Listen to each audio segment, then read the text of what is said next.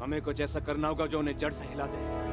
रंग De Basanti which means colour of sacrifice. ये film आज से लगभग 2 दशक पहले यानी कि 2006 में रिलीज हुई थी। हालांकि रंग दे बसंती को रिलीज होने में बहुत सी दिक्कतों का सामना करना पड़ा था। तो हम चुप तो बैठेंगे नहीं, हम कोर्ट में जाएंगे, फिर वो बात हाई कोर्ट में जाएगी, फिर वो सुप्रीम कोर्ट में जाएगी। मतलब कि रिलीज होने से पहले रंग दे बसंती की एक प्राइवेट स्क्रीनिंग करी गई, जहां देश के राष्ट्रपति Pranab Mukherjee, army chief, navy chief, air force chief, ये सब लोग आए थे फिल्म को देखने के लिए। बट जब ये फिल्म थिएटर्स में आई तो सिर्फ एक फिल्म नहीं थी, एक मूवमेंट बन गई थी।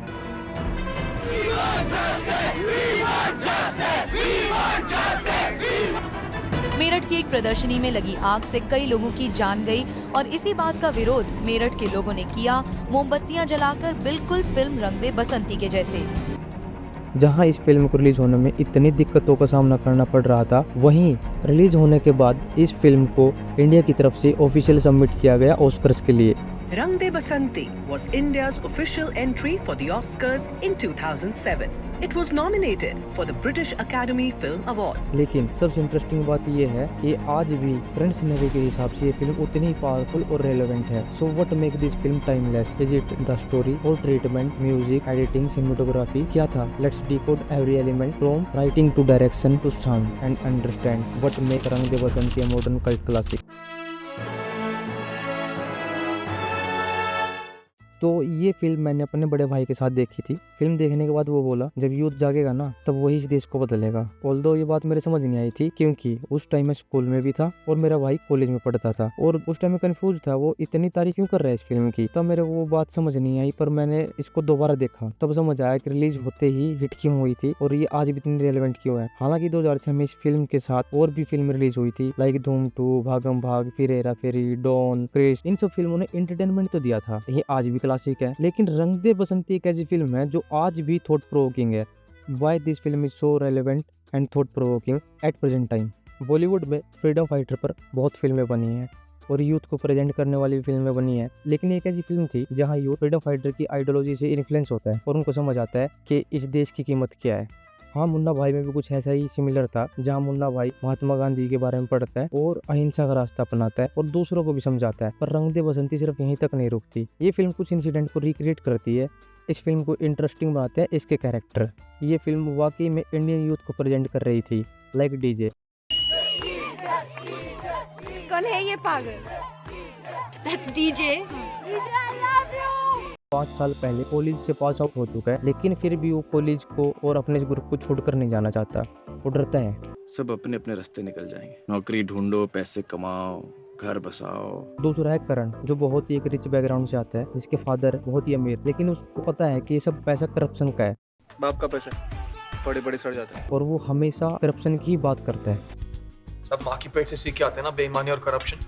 और साथ ही साथ वो इंडिया को छोड़ने की बात करता है, क्योंकि उसको यहाँ पे कुछ होप नहीं दिखती। मैं जिस दिन डिग्री मिली कट लूंगा अमेरिका, मेरा कुछ नहीं होने वाला इस कूड़ेदान। अली, जो कि एक मुस्लिम कैरेक्टर है और वो एक मिडिल क्लास फैमिली से आता है। क्योंकि वो मुस्लिम है तो उसको इस बात का हर जगह सामना करना पड़ता है, वो भले सोसाइटी हो या भले ही उसका घर हो। तुम्हें अपनी कौम में दोस्त नहीं मिलते, बस यही मिलते हैं गैर मजहबी। शायद इसीलिए पोएट्री और पेंटिंग उसका एस्केपिज्म है। सुखी एक ऐसा कैरेक्टर है जिसका खुद का कोई थॉट प्रोसेस नहीं है, लेकिन अपने फ्रेंड सर्कल को और अपने दोस्तों को ही फॉलो करता है। उनके लिए जीने और मरने को तैयार रहता है। सुखी तो रहने दे, तेरे लिए कोई गलत नहीं सोचेगा। नहीं यार, काके समझा कर, अब आगे आर या पार। वैसे भी बिना तुम्हारे मेरा ना आर है ना पार है। लक्ष्मण एक ऐसा कैरेक्टर है जो अपने आप को बहुत ही रिजर्व रखता है। हालांकि वो राइट आइडियोलॉजी को फॉलो करता है, लेकिन वो अकेला ऐसा कैरेक्टर है जो इन सब में मैच्योर है और वो पॉलिटिक्स और हिस्ट्री की अच्छी नॉलेज रखता है। मुझे मालूम नहीं था कि इसने जलियांवाला बाग में करीब 400 लोगों को मार डाला। सरकारी आंकड़ा था वो 379। असल में 1000 से भी ज्यादा लोग मारे गए थे। क्योंकि लक्ष्मण राइटिस्ट आइडियोलॉजी को फॉलो करता है और मुस्लिम कैरेक्टर खासकर अली से तो बहुत ज्यादा नफरत करता है। इस ग्रुप में अकेली लड़की है सोनिया। हालांकि सोनिया बहुत ही मैच्योर है और वो बहुत जल्दी डिसीजन करती है और वो इन सब में इंटेलिजेंट और शार्प भी है। मुझे पड़ी है, अजय जैसे लोगों को पड़ी है जो इस देश के लिए लड़ते हैं करण, ताकि तुम जैसे लोग चैन की नींद सो सके। एक डॉक्यूमेंट्री फिल्म मेकर है जो इंग्लैंड से आई है और वही इन सब को हिस्ट्री और फ्रीडम फाइटर से अवगत कराती है। तुम चारों भगत सिंह, चंद्रशेखर आजाद, अशफाक उल्ला खान और राजगुरु के रोल के लिए अच्छे रहोगे।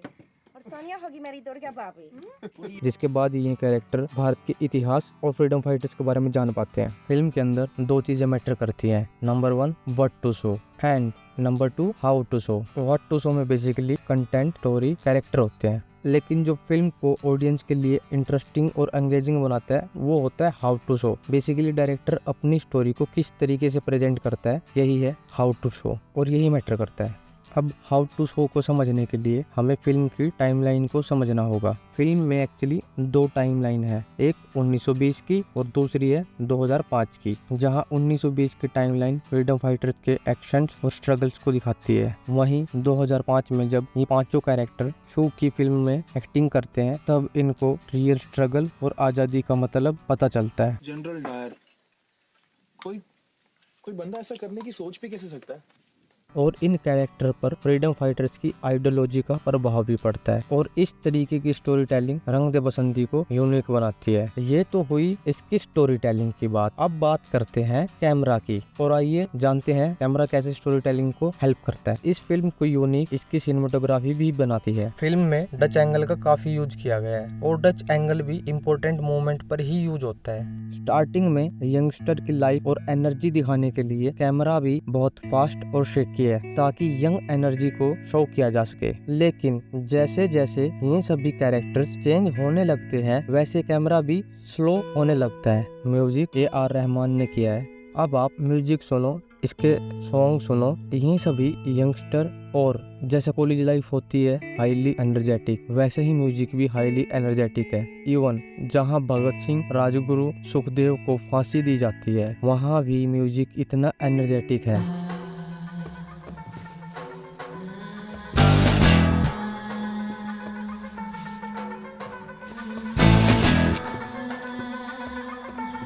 और मेरे को लगता है कि बेसिकली राकेश ओम प्रकाश मेहरा का पर्पज यही है कि इस देश में हजारों प्रॉब्लम्स हैं, लेकिन इसे लड़ने के लिए लोग तैयार रहेंगे हमेशा। और वो यूथ हैं, वो जवान लोग हैं जो कॉलेज में पढ़ रहे हैं, जो स्कूल्स में पढ़ रहे हैं।